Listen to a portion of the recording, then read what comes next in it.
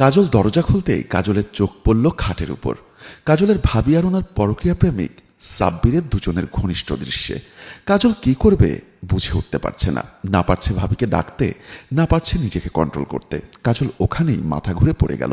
কাজলের পড়ে যাওয়ার শব্দ শুনে কাজলের ভাবি আর সাব্বির দুজনে তড়িঘড়ি করে উঠে বসল। সাব্বির বলল, দরজার বাইরে কি যেন একটা শব্দ হলো, চলো তো গিয়ে দেখি। দুজন দরজার বাহিরে এসে দেখতে পেল কাজল অচেতন হয়ে পড়ে আছে। কাজলের ভাবি মাইশা সাব্বিরকে বলল, তুমি এখন এখান থেকে চলে যাও, এখানে এখন মানুষ ডাকতে হবে। সাব্বির ওখান থেকে চলে গেল। মাইশা কাজলের মুখে পানি ছিট দিতেই কাজল জ্ঞান ফিরে পেল। কাজল ভাবিকে বলতে লাগলো, ভাবি, আমার ভাইয়ের বয়স হয়ে গেছে দেখে তুমি পরপুরুষকে ঘরে এনে নিজের শারীরিক চাহিদা মেটাচ্ছ। আমি কিন্তু সবকিছু ভাইয়ার কাছে বলে দিব। মাইশা কাজলের হাত ধরে বলতে লাগলো, বোন, তোমাকে আমি অনুরোধ করে বলছি, এই কথা তুমি তোমার ভাইকে বলো না, তাহলে আমার সংসারটা ভেঙে যাবে। এরপর থেকে আমি আর কখনো সাব্বিরের সাথে দেখা করব না। আচ্ছা ঠিক আছে, তুমি নিজেকে শুধরে নাও, সেটাই ভালো হয়। একথা বলে কাজল ওখান থেকে চলে আসলো। 3 দিন পর রফিক সাহেব দুটি শপিং ব্যাগ নিয়ে ড্রয়িং রুমে প্রবেশ করে কাজলকে ডাকতে লাগলো। কাজল রুমে ঢুকতে কাজলের হাতে একটি ব্যাগ দিয়ে বলল, তোর জন্য লাল একটা 3 পিস এনেছি, আর তোর ভাবির জন্য একটা শাড়ি। তোর ভাবি কোথায় দেখ তো। কাজল ওখান থেকে চলে গেল। কিছুক্ষণ পর ফিরে এসে বলল, ভাইয়া, ভাবি তো রুমে নেই, তুমি একটু বসো, আমি ভাবিকে খুঁজে নিয়ে আসি। একথা বলে কাজল বাহিরে চলে গেল। কাজল বাড়ির ছাদে উঠতেই দেখতে পেল কাজলের ভাবি আর সাব্বির ছাদের উপর ঘনিষ্ঠ অবস্থায় জড়াজড়ি করে বসে আছে। কাজল চিন্তা করতে লাগলো, ভাবি এখনো সাব্বিরের সাথে এসব করে? এখন কি করব? সবকিছুকে ভাইয়াকে বলে দিব, নাকি ভাইয়াকে ডেকে নিয়ে হাতে নাতে ধরিয়ে দিব? ভাইয়ার বয়স হয়ে গিয়েছে, এই বয়সে ভাইয়াকে আবার বিয়েও দিতে পারবো না। যেভাবেই হোক ভাবিকে বুঝিয়ে ভালো করতেই হবে। একথা ভেবেই অন্যদিকে মুখ ঘুরিয়ে কাজল একটা কাশি দিল। মাইশা আর সাব্বির দুজনেই স্বাভাবিক হয়ে মাইশা সাব্বিরকে বলল, তুমি এখন যাও, কাজল চলে এসেছে। সাব্বির তড়িঘড়ি করে ওখান থেকে চলে গেল। মাইশা এসে কাজলকে বলতে লাগলো, কি ব্যাপার, তুমি এই অসময়ে ছাদে আসলে কেন? ভাইয়া এসেছে, ড্রয়িং রুমে বসে আছে, তুমি এখনো সাব্বিরের সাথে মেলামেশা করছো? মাইশা আবারও কাজলের হাত ধরে বলতে লাগলো, এইবারই শেষ, আর কখনো সাব্বিরের সাথে আমি দেখা করব না, প্লিজ তুমি তোমার ভাইয়ের কাছে কিচ্ছু বলো না। কাজল মন খারাপ করে ওখান থেকে চলে আসলো। কাজল রাস্তা দিয়ে যাচ্ছে, পথে রাকিবের সাথে দেখা। রাকিব কাজলকে দেখে বলতে লাগলো, কিরে, তোর বুড়ো ভাইয়ের সাথে জোয়ান মাইয়া বিয়ে দিলি, তোর ভাবি সাব্বিরের সাথে শারীরিক চাহিদা মেটায়, তুই তোর ভাবিরে কিছু বলতে পারিস না?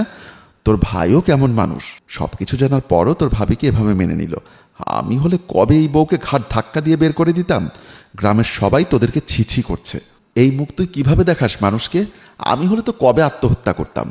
কাজল রাকিবের কথা শুনে লজ্জায় ঘৃণায় মাথা নিচু করে ওখান থেকে চলে আসলো।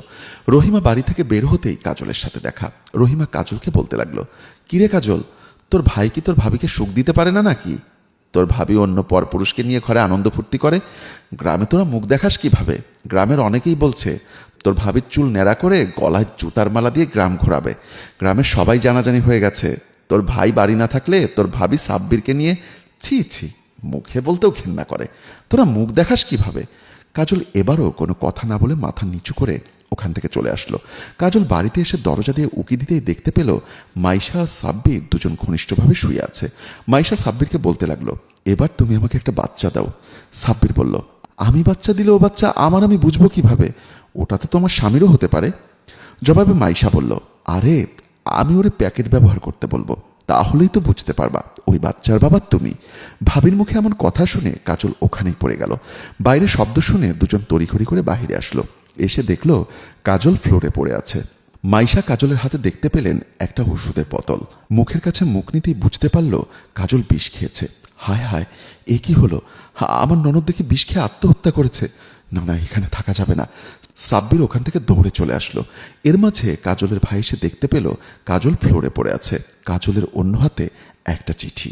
কাজলের ভাই চিঠি নিয়ে পড়তে লাগলো, ভাইয়া, আমি আমার মুখ এলাকার কাউকে দেখাতে পারছি না, সবাই আমাদেরকে নিয়ে ধিৎকার দিচ্ছে।